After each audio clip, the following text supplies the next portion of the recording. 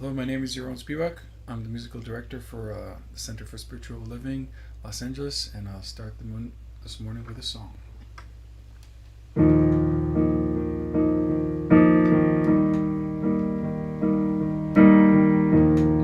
Out of the ruins and rubble,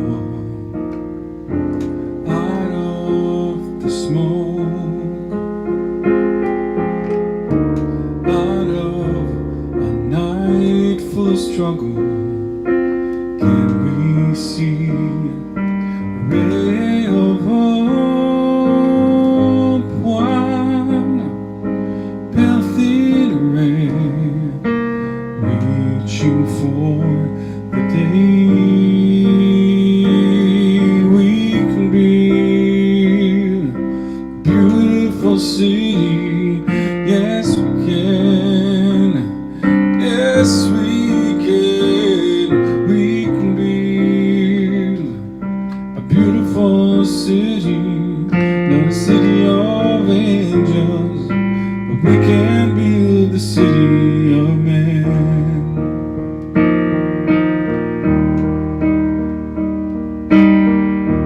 We may not reach the ending, but we can start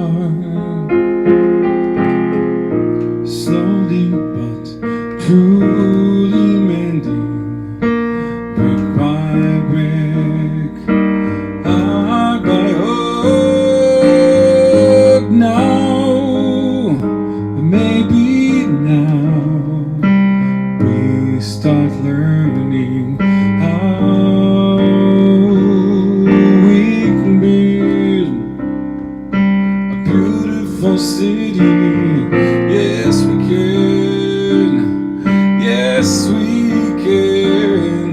We can build a beautiful city, not a city of angels, but we can build the city of man. When your trust is all but shattered, when your faith is all but killed, you can give up better than bettered, or you can slowly start to build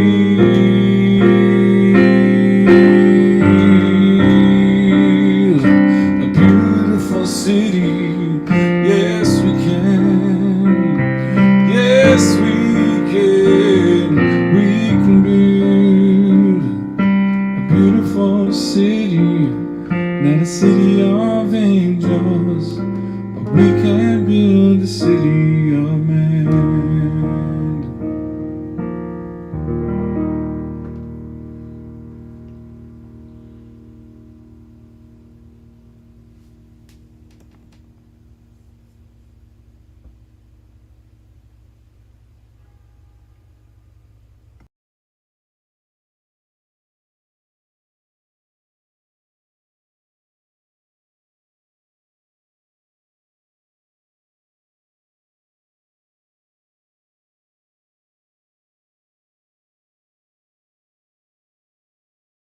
But my microphone there was. Now can you hear me?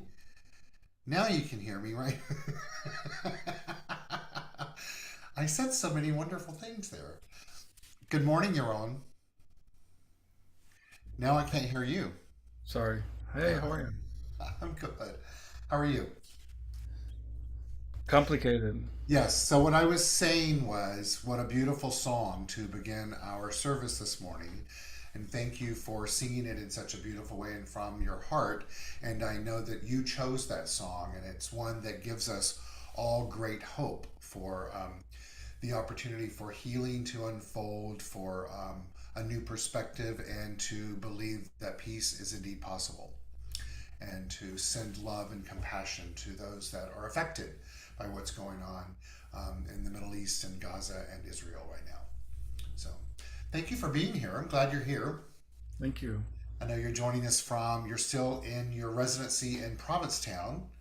And as we were chatting earlier this morning, as you say, you just love it there at this time of year. And it's peaceful and calm and creative and fun, and you can probably you're experiencing the changing of the season, right?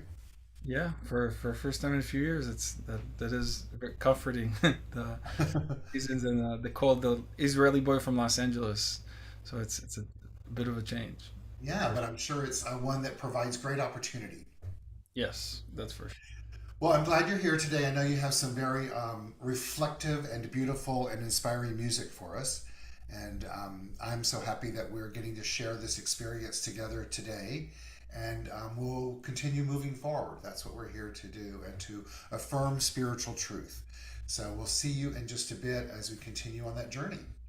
Thank Good morning again, everyone. Now that my microphone is on, the fun elements of technology, right? I'm Reverend Dr. Keith Cox. I'm the the spiritual leader here at the Center for Spiritual Living Los Angeles, and welcome into our virtual space as we gather together, as we do each and every Sunday morning, for our time to reflect and to open up and to receive and to um, give more of that which we are and to experience.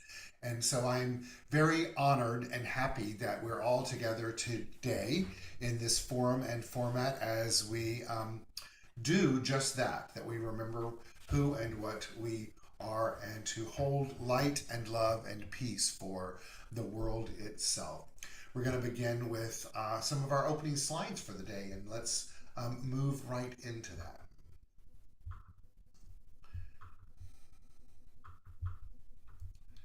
And I need to hit the right button. There we go. So, we are the Center for Spiritual Living Los Angeles. Our vision statement is supporting individuals finding their personal self empowerment through a spiritual awakening. I invite each of us this morning to open our minds as we come together to feel the energy and the power and the presence of love, of the divine that exists by means of us. We like to open our service on Sunday mornings with the act of namaste. You've heard me say this countless times, but namaste in its original definition is I bow to thee. This gives us such an opportunity to take a moment to open up to a new perspective and definition, if you will, and feeling of the power that exists within us that we certainly call God, but we also call it the thing itself, and we call it source. The modern incarnation of Namaste is the God in me, this power in me, the source in me, honors and acknowledges that in you. And as I do that, I set myself up in mind and being to receive that as it comes back from you. It's an exchange of an acknowledgement of our divinity. So I invite us all to get centered wherever we may be, taking a deep breath in, placing our hands together in prayer position, leaning forward, exhaling, and saying together, Namaste. Just feel that energy, and then we send that energy out to all who walk our planet and allow the flow of that to continue. As a community, we welcome all races, all religions, all countries of origins, all sexual orientations, all genders, all abilities. We stand with you, and in our own journey of personal self empowerment through a spiritual awakening, we honor all people and honor them for where they are. We like to affirm out loud, knowing that our words have power, and I invite you to join me as we say this together. We welcome one and we welcome all. We do that both in our virtual space and invite each of you to invite a friend. Has been part of our social media and email campaign of late, is to invite people in to share this experience that serves your soul, and to also plant the seed to do that next Sunday as we come together in person at our home at 1200 North La Brea Avenue at 10:30 a.m. As an organization, as a community, we teach primarily the philosophy, faith, and way of life known as the science of mind. Science of mind, really in a nutshell, is that there is a power that we each individualize. We look at that as mind. We call it MIND. We express that mind through our thinking, our beliefs, our actions, our reactions, and our interactions with it because we're imbued with it, and because it's also law of life that it responds to us in the way that we do indeed show up. And so, as we continue on our journey day by day, thought by thought, action by action, engagement by engagement, reaction by reaction, and then refining all of that, we get to look at our lives and see if it's the life that we want. And if not, we get to change our way of showing up and participating in it. It responds to us by corresponding to our state of being and is impersonal. So it's not standing back judging us. The thing itself, just responds and gives us, if you will, opportunity to consistently and constantly reframing our perspective of ourselves and the way that we want to live life and our belief in it, and in so doing can indeed change the course of our life. And so the vision statement, as I've shared before, of our community is to support individuals finding their personal self-empowerment through a spiritual awakening. That journey for each and every individual is one that is different because that's the way it's meant to be. And it's one that's fluid, that feels as if it's personally self-empowering at times and at other times feels like it may be self-defeating. Our hope and affirmation for each one of us is that we stay alert and awake and in tune on the journey so that we become more and more in tune with the divine that exists within us, and all of life becomes more reflective of that which we know to be spiritually true for ourselves, which is that we are imbued with the qualities of the divine, which include peace and power and beauty and joy and light and life and love and wisdom. And so as we move into this ritual called calling in the light, I invite us all to step into this awareness of light itself, to hear this ceremony today in a new way through the lens of the horrific acts that are unfolding on our planet, and to know that as we tune into this power by, in this situation, looking into the light on the screen, that act of tuning in and honoring and affirming oneness allows us to acknowledge a spiritual truth that all people and all faiths and all sentient beings do indeed come from the one great universal presence, which we call spirit. The purpose of this ritual is to draw into our gathering a more conscious awareness of our oneness. Not an opinion, not a judgment, but just a conscious awareness of our oneness and the qualities that we each possess as complete expressions of the divine.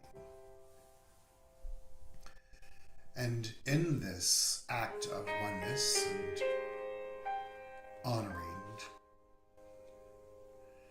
we can acknowledge the light that exists in all individuals and declare this candle that we look at today, or all these candles, to be the candle of peace. And let's metaphorically light it today, and do so as we honor the inherent divine state of inner calm that exists for all of us, regardless of any chaos that's unfolding around or within us.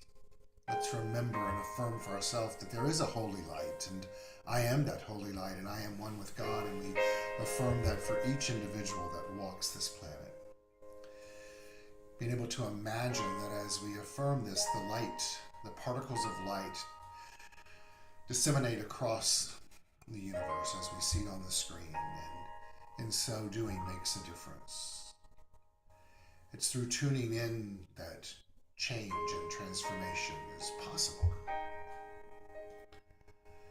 It's all by allowing ourselves to rise up, not to deny what's going on, but to create a new perspective. In the Course of Miracles, this new perspective is indeed called a miracle.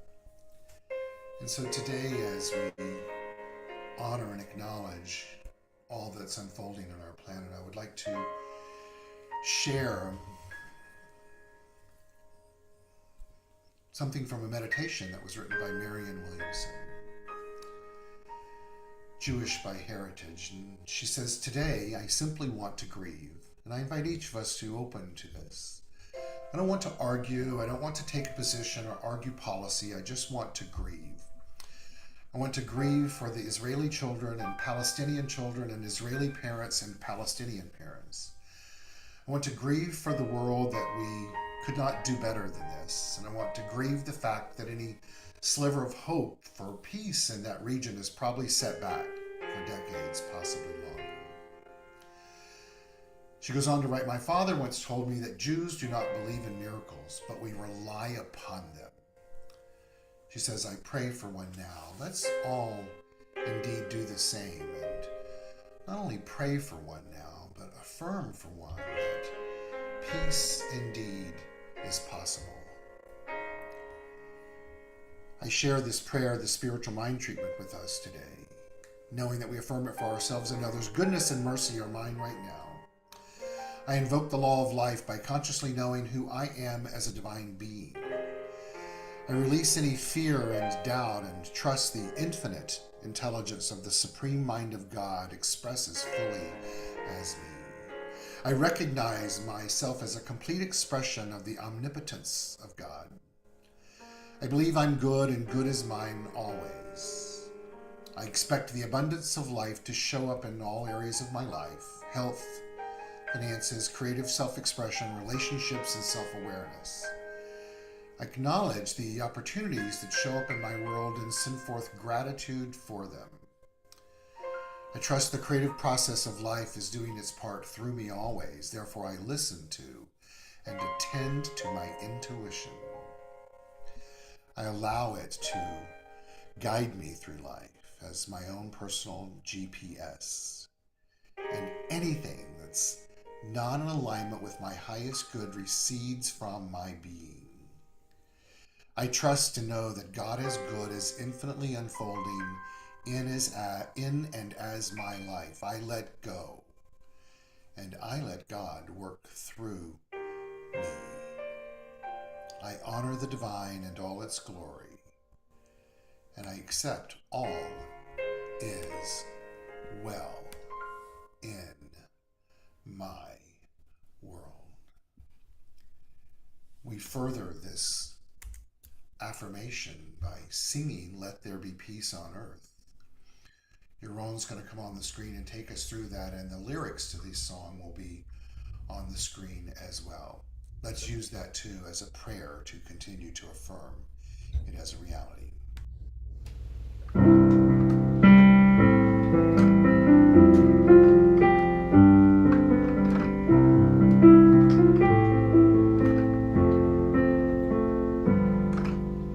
Let there be peace on earth, and let it begin with me. Let there be peace on earth, the peace that was meant to be. God is creator, united all are we. Let's walk with each other in perfect harmony. Let peace begin with me. Let this be the moment now.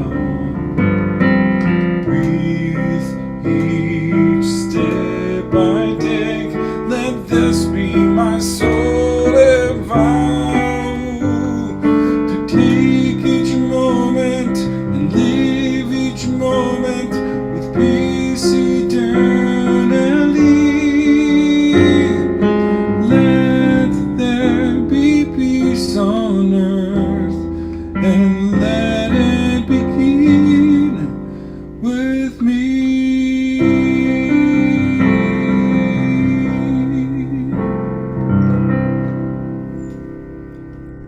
And let's affirm that that is indeed unfolding. And it begins with each one of us right now. Yaron, I know that you wanted to sing this next song, and it's one that's we all are very familiar with. And I think each time we hear it, it gives us the opportunity to remember, just as peace begins with us, we also get to play a role in imagining that happening. Hmm. And while giving ourselves time to feel and emote and grieve and love and have moments of doubt and confusion, we also can pull ourselves back. This song, in so many ways, is an anthem for that. Yeah, it's one of the most beautiful songs written, and this morning has definitely has a different meaning. Good. All right. Well, share, please. Thank you.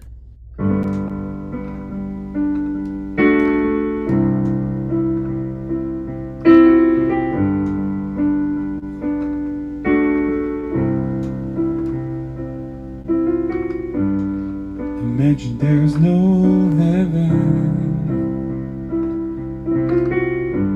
It's easy if you try. No hell below us. Above us only sky. Imagine all the people living for today. Ooh, imagine there's no countries. It isn't hard to do. Nothing to kill or die for. No running to. Imagine all the people living life in peace. Ooh, you will say I'm a dreamer, but I'm not the only one. I hope someday you'll join us, and the world will be as one.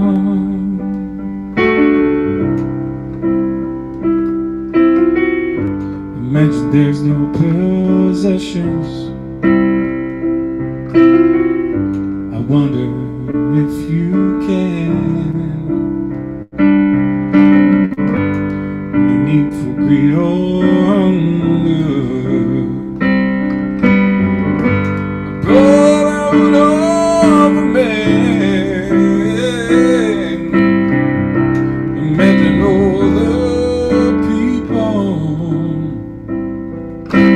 sharing all the world. You may say I'm a dreamer, but I'm not the only one. I hope someday you'll join us, and the world will be as one.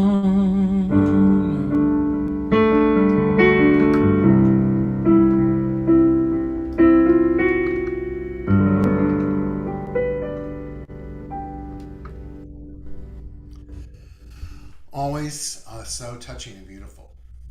Thank you. Thank you. Thank you. Thank you. That song holds such great memories in my heart.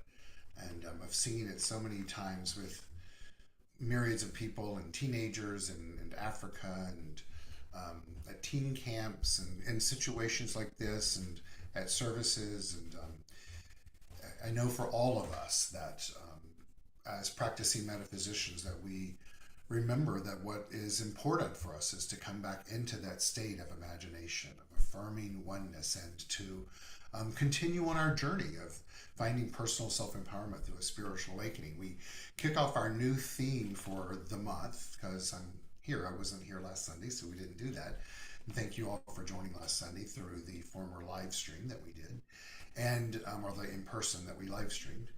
Um, and so we move into our new theme for the month of October, which is Fall Forward. Now, clearly, this theme is a play on the new season that we're in the world, certainly in the Western or the Northern Hemisphere of fall. And I love this concept, and because it's a play on words and fun at the same time. In researching this theme, I came across the quote by the great Mary Kay, the makeup goddess, who says, "We fall forward to succeed." So, what does falling forward mean, actually? Well, the definition is this: the concept of falling forward is not a new one. It's simply a way of describing leaning into our failures or challenges and using them as a learning tool to continue growing. Now, I think it's important that, well, we all have what we like to deem as failures in life. Let's not be Pollyanna about it. What this concept is telling us is basically about regrouping where we are in life, no matter where we are in life, and taking that place to grow from here. A theme that we had for many years and at our teen camps was, where do we grow from here? Understanding that where we are in this very moment in life, is an opportunity for us. It's a platform for evolution. It's a platform for reflection. It's a platform for reevaluation. It's a platform for a new thought in life. A miracle, as Course in Miracles speaks of, a new perspective, of planting that seed of remembrance, of desire, of what we would like our life to feel like, be like, show up like. Well, the question is not just where do we go from here, but how do we grow from here? The great Michael Beckwith says this in regards to falling forward. He says, "Fall forward in your failing and rise up with a soul on fire." He's telling us to rise up with a deep awareness of this churning and yearning within us to do our part in the co-creative process of beginning anew, of thinking anew, of evaluating, reevaluating, and choosing conscious evolution as the path. From the way of living known as the Living Well Institute, this is written in regards to falling forward, and it begins with a quote from Denzel Washington: "Fall forward. Sometimes it's the best way to figure out where you're going. Never be discouraged. Never hold back. Give everything you've got. And when you fall throughout life, remember this: fall forward." Now, I love this sentiment of falling forward, because what it means to me personally is that it means we are here to do our part in playing this role in co-creation, and that along the way there will be stumbles. We will rise up to what our expectations are, and there'll be moments we won't, but do it all with the intention forward, meaning evolving, meaning into a higher framework, if you will, of consciousness that reflects our divinity. He goes on here to say, when I think about this, and from the Living Well Institute, this author in particular says, "When I think about this, I hope if I fall forward, if only to see what I'm about to hit." But that's not always what life gives us. We sometimes encourage others to lean left and right, but we aren't always sure if there'll be someone to catch us, or if they'll have the bandwidth to catch us. I've fallen and failed many times, and it's through my failures in life that I've probably learned the most. We're not in control in life, and we need to lean left and right to ask for help. It takes discernment to know what and how we can control.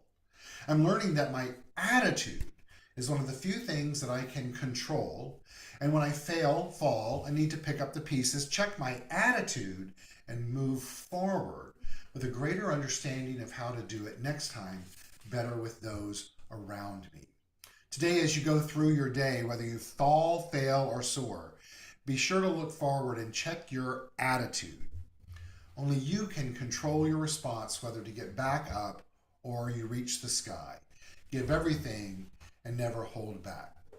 Well, I like the essence of this article, because what it tells us is that no matter where we're at in our life and no matter where we're going, that to rely on the possibility and the opportunity to lean on others. In my case, I believe it's speaking of that which is within us, that power that is there within us to sustain us, to guide us, to move us forward. And the key to all of that is to remember that we are at choice. I don't know that we're necessarily in control, but we're certainly at choice as to how we want our attitude to be. Over the last couple of weeks, I've been working with several different counseling clients, and there seems to be a theme going on, and it's been the case for myself as well a little bit, where, and even in the last 24 hours, we've experienced this a lot of where the conditions of life keep coming at us and present possibility to throw us off that centering state of mind, that attitude of falling forward, if you will, understanding that it seems that the conditions in life seem to be quite unsettled, if you will, in life. And without giving judgment as to whether that's true, untrue, worse than before or not, I know what it certainly brings all of us back to is an opportunity for a new attitude. Now, of course, we're all familiar with the song that our friend Bunny Hall wrote. I mean, I've got a new attitude, and yes, that is what's important for us is to have a new attitude as we're about to go through life. But today, I want us to look at that really more as in a deeper way. Attitude certainly in one's approach to life, but attitude more as leaning into a new realm of consciousness, if you will, of looking through the lens of life of what is possible in life, of holding the idea that there is peace on earth while also understanding that that's such a big idea that what's incumbent upon each of us is how do we then show up and let that peace begin with me? Where in our lives can we choose to not only be peaceful, but to alter a way of previously living life, of being willing to try on something new in life? I'll never forget it. I was in a seminar years ago, and the person was talking about there is no success without failure. And that put such a new perspective on it for me. At first, I wanted to argue with that, but as they went on to talk about it, is that it's through the engagement in life that we get to figure out what we want and try things on for size to see what's a fit mentally, emotionally, physically, structurally, behaviorally. And there are times that it's going to work and times it's not going to work. But it's by knowing what works for us when it works that we then have a perspective of the things that don't work in life. It's really all about creating a mindset of playing in the realm of co-creation and being open to what's possible. I found an article I wrote a few years ago that I'm going to publish in our newsletter tomorrow that I was going to share with us right now that I believe speaks to this potentiality that exists within us for a new mindset. It's a little bit long, so please bear with me. It's titled Dwell in Possibility, and I invite us all to be open to that right now, just simply for an opportunity to believe what is possible in our life and that. One of the things that drew me to the teachings of the science of mind was the truth that I could play a role in creating my life. I remember sitting in the Atlanta Church of Religious Science in the early 1980s listening to Dr. Kennedy Schultz talk about the infinite possibilities that exist for us. All that was required for us to experience the possibilities was to think differently. Later, I realized this would take work on my part. I found this both liberating and immobilizing. To make a difference in my life by means of changing my thinking was not an overnight endeavor. However, I do recall getting quite excited about the possibilities of what I could create by means of my beliefs. A new car, a new job, a fantastic parking space, a hot lover, greater friends, more security, etc. In all actuality, I was looking for more, better, larger stuff. Our teaching often gets a bad rap because we're perceived about teaching people how to use the spiritual laws of the universe to get stuff. This comes from people who misunderstand the essence of what we're teaching. Without a doubt, the side effect of deepening one's thinking into alignment with their divine nature is a richer life experience. This often shows up as newer things. There's absolutely nothing, and I repeat, nothing wrong with that. But we're not focusing on the stuff in this teaching. We're focusing on developing a greater belief system of what is possible. I have an engraved paperweight on my desk which states, "Dwell in possibility," a quote from Emily Dickinson. I believe this sentiment captures the essence of what I and many of my colleagues teach as the basis of the science of mind and related metaphysics. To dwell means to reside, to set up house, to stay. This quote is informing us to consciously choose possibility as our mental state, to let a realization of what's possible take permanent and prominent space in our minds, and let this state of mind be our default way of thinking. In so doing, our lives will shift. For you and I to manifest more abundance in our lives, we must believe it's possible first.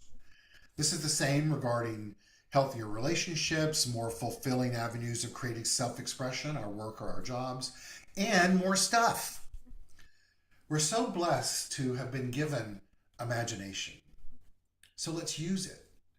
It's through our imagination that we can open our minds as to what is possible for us. Today, let's give ourselves permission to dream bigger than we did yesterday, to play with big ideas for ourselves, and to simply choose to believe that their coming true is indeed possible.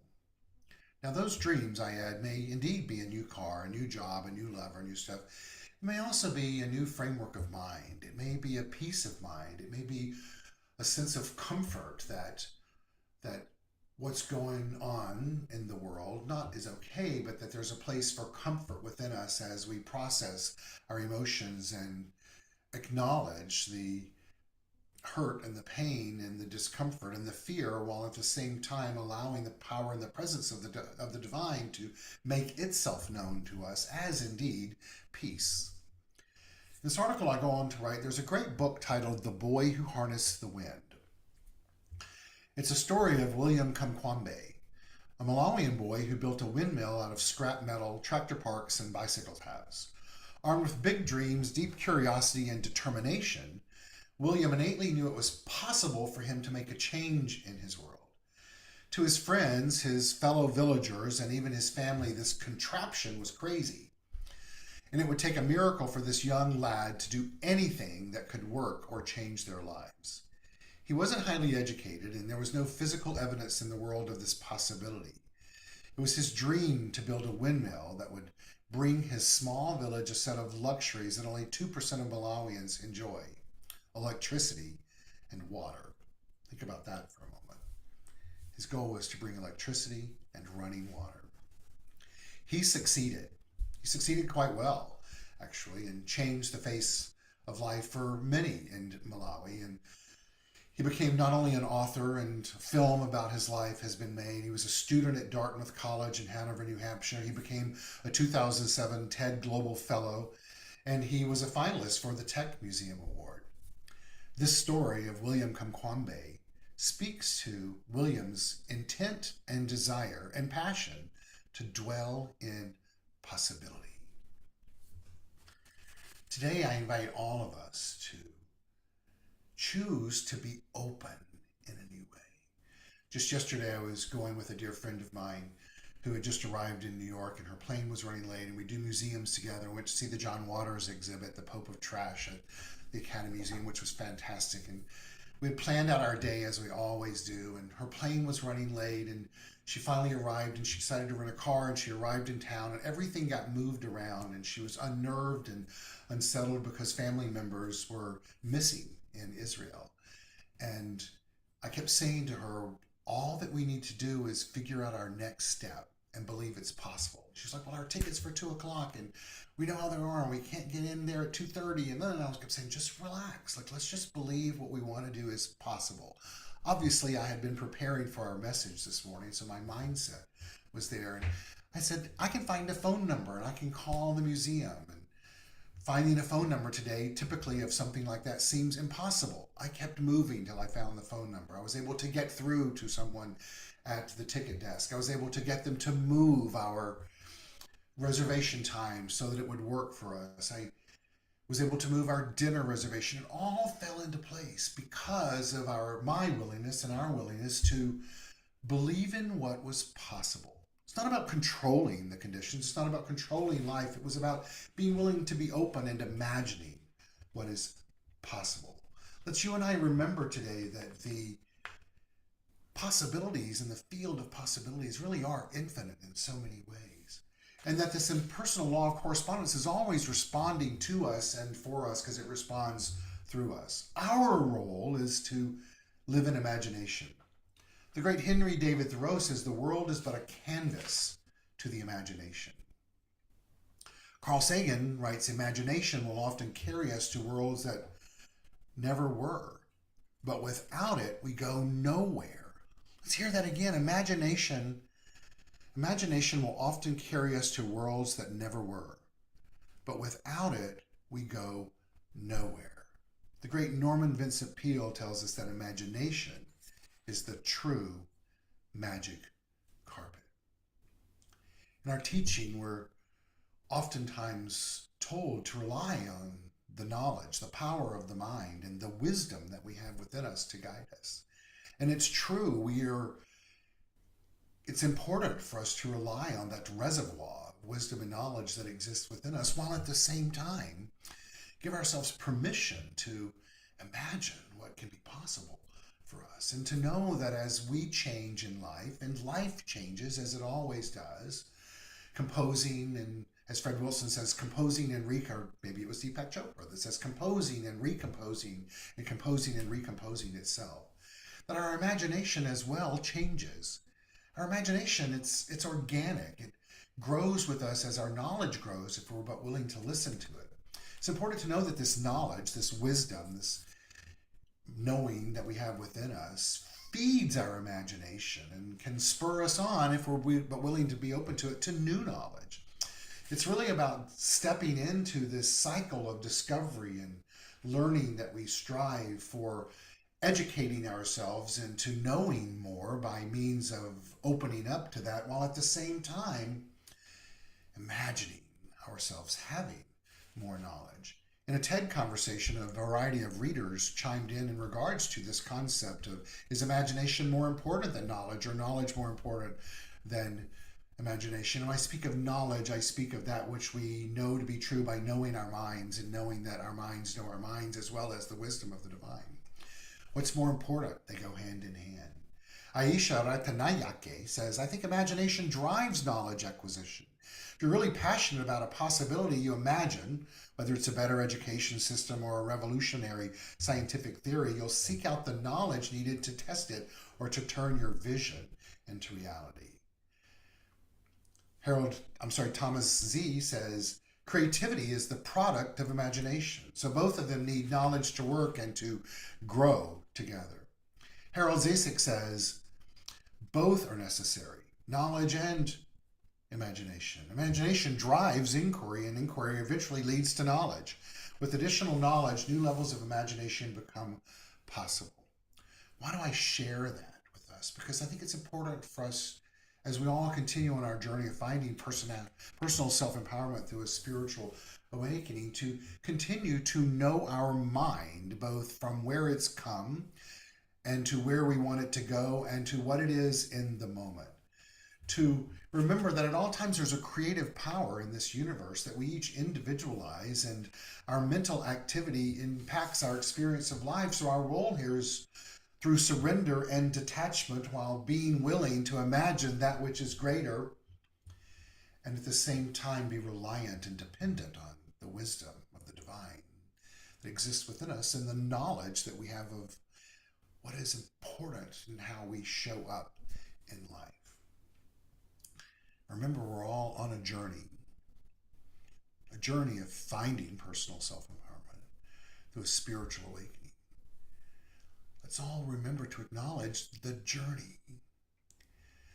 Let's acknowledge and continue to feel the personal self-empowerment. We can feel that globally as well, but the personal.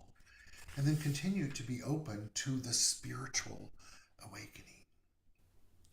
An awakening in its traditional sense is defined as a waking from sleep. The sleep that I speak of in this sense is could be a mental and emotional slumber, a moment or maybe a period of time where we've forgotten the tools that we have at our disposal of imagination and knowledge and wisdom.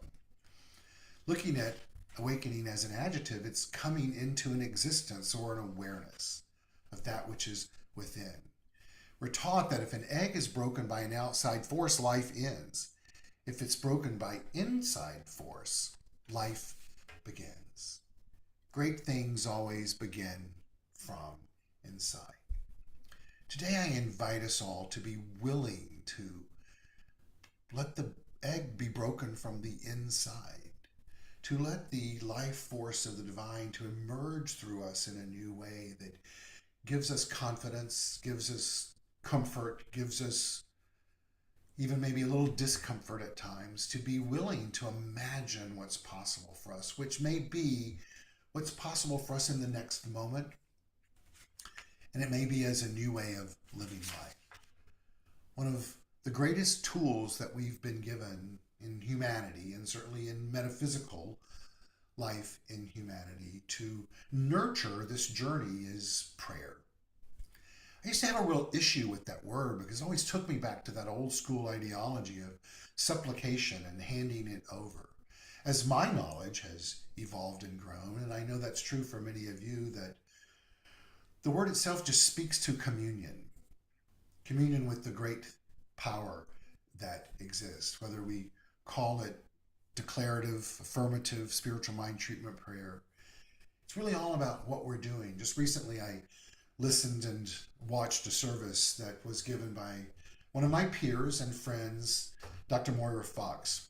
Dr. Moira has experienced some serious mind injuries of late and has had some challenges in showing up in life and expressing herself and what previously had been her totality and completeness and divinity. She's gone through a journey of healing, and this was her first time to present in this way. And in her presentation of talking about why we are drawn to be here in life, she kept referring to our whole role in life of evolving is all about prayer. Prayer in the sense of communing with the great I am. Today, I encourage and invite each and every one of us to lean into this aspect of prayer, communing with the divine, to foster our both imagination and to draw into our world new knowledge and wisdom that is a reflection of the act of communing with the great I am. On this journey, there will be moments of falling forward. There will be moments of feeling the need for support, and there'll be moments where there's also success. In the book, How to Teach, How to Speak Religious Science, this is what's addressed in regards to prayer. Written by Dr. Dennis Merritt Jones, he says, prayer, by definition, means humble communication in thought or speech to God or an object of worship expressing supplication, confession, and praise.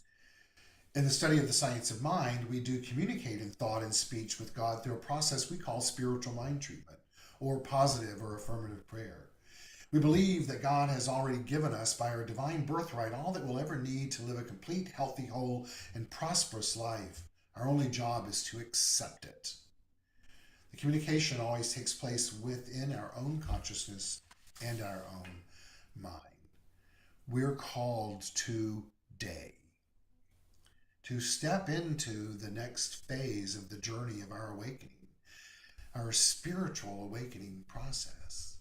Let's do this through affirmative prayer. Let's fall forward in the willingness to let go and to let God rise up within us and lean into that power that exists. I'd like to close with a prayer, an affirmative prayer. And I invite you to hear this in the I am as I speak it for myself and speak it for each one of us. I am the power and the presence of the divine fully expressed right here and right now.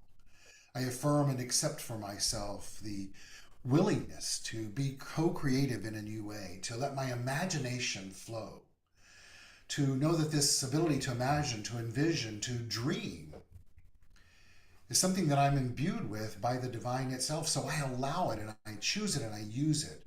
And in so doing, I affirm and accept that I know within me is the knowledge and the wisdom to propel me into this next expression of my divine self.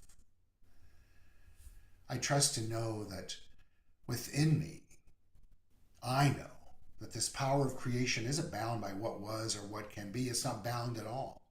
And so I let go of any vestige of feeling the need to satisfy it or fulfill something that I believe it may hold as a destiny for me.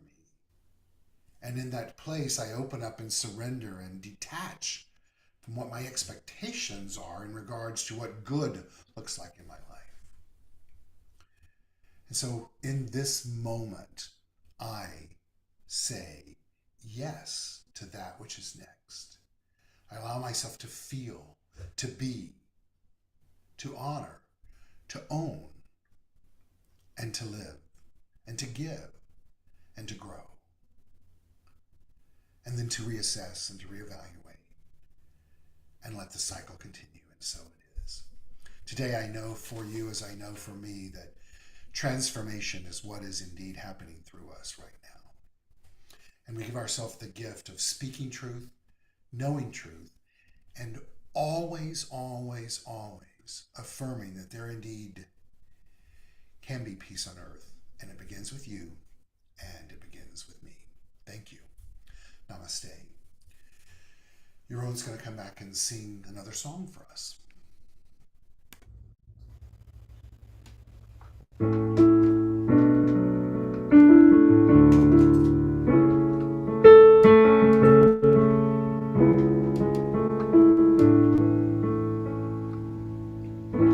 Rows and flows of angels' hair, ice cream castles in the air, feather canyons everywhere. Looked at life that way. Now the only block the sun, the rain and snow and everyone. So many things I wouldn't done, but clouds got in my way. Look at clouds from both sides now, from up and down, still somehow it's cloud illusions I recall. I really don't know clouds at all.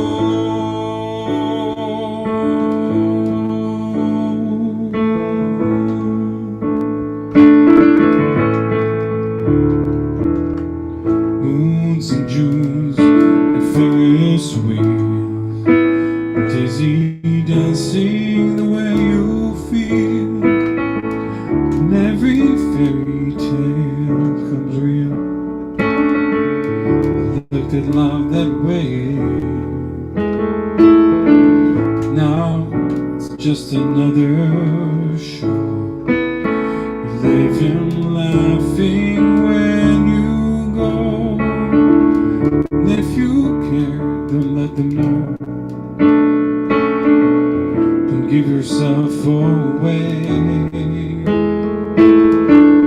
Look at love from both sides now. Give and take, still somehow it's life illusions I recall. I really don't know love, really don't know love at all.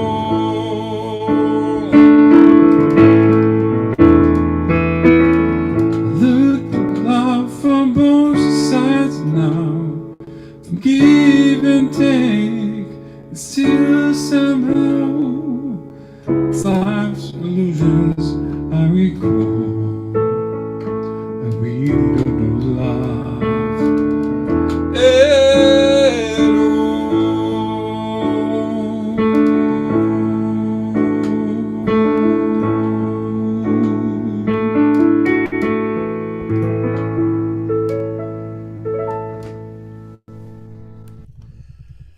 Thank you, Yaron. Thank I you. was singing along to this. It's such a beautiful, beautiful, beautiful song. Thank you. Joni Mitchell, I learned, right? I was thinking earlier it was Carole King.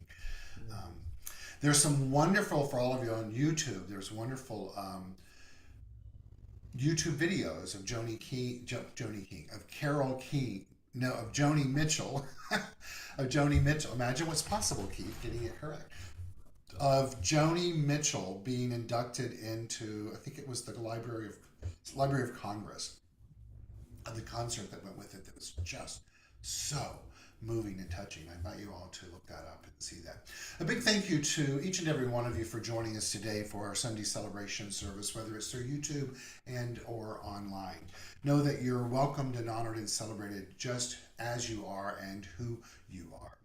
I want to thank Yaron for joining us today, as well as Travis for overseeing our audio, and for Robert for overseeing our social media, as we provide this opportunity for all of us to come together and honor our community and to honor ourselves on our journey. If you'd like to support our community financially, you can go to our website, csl-la.org, and it'll take you through an opportunity to not only click on the donate that, but you can give us the address if you'd like to mail that in as a check, or you can use the app in our app store, Center for Spiritual Living Los Angeles. And right on the first homepage, there is a button to click donate. Know that all that you do to support our community is greatly appreciated and acknowledged. And it helps us make a difference. We're a tithing community, and it helps us, supports us as we all stay in the good of the universe. As I said before, next Sunday we will be back in person at our home at 1200 North La Brea Avenue, West Hollywood, California. All of that's information is on our website, as well as our weekly e-newsletter that goes out the first part of the week. It's typically scheduled for Monday morning around 8 a.m. So please watch for that. We also have a new thought for the day that goes out each morning in the form of a text at 7:30 a.m. Pacific time. I trust that you're all receiving that, and it's a great pick-me-up for the day for each and every one of you. And it's a great tool to remember, to anchor ourselves into this remembrance, as I spoke of today, of using our mind in a way to stimulate what's possible. Also, Wednesday mornings at 8:30, we do an online meditation that is a guided meditation for about 10, 15, 20 minutes. And it's a wonderful midweek grounding tool. So I invite you all to use that. Also, a reminder that we're social media campaign and emails inviting you all to invite your friends and family to join us, and specifically in person as we come together next week to do that, and to do what we can to grow our community. Here we grow again. Thank you all for being here. I affirm that as we navigate each and every day going forward, that we know that we are the power and the presence of the divine, and that we have within us the opportunity and the possibility to give more of that light that is within us, and to let peace begin on earth with us right now. We're going to close out with the song Love Is My Decision. Yaron's going to come on and sing it. I invite you all to sing along if you would feel free to do that. And when he's done, we'll just say a brief goodbye and off we'll go. So, Yaron?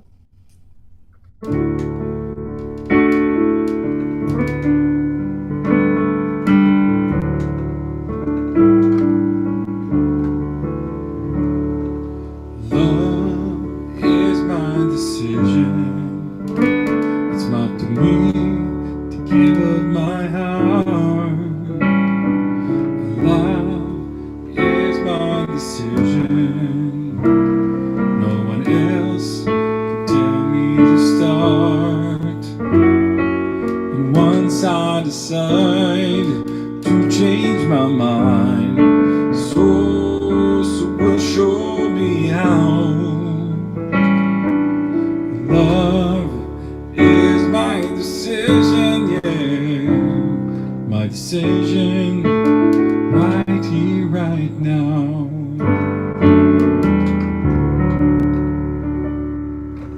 Thank you. Continue to be blessed and share your blessings, everyone. We're going to say au revoir to those of you on YouTube, and if you're on Zoom and you'd like to turn your cameras on and we have a brief exchange of hello, feel free.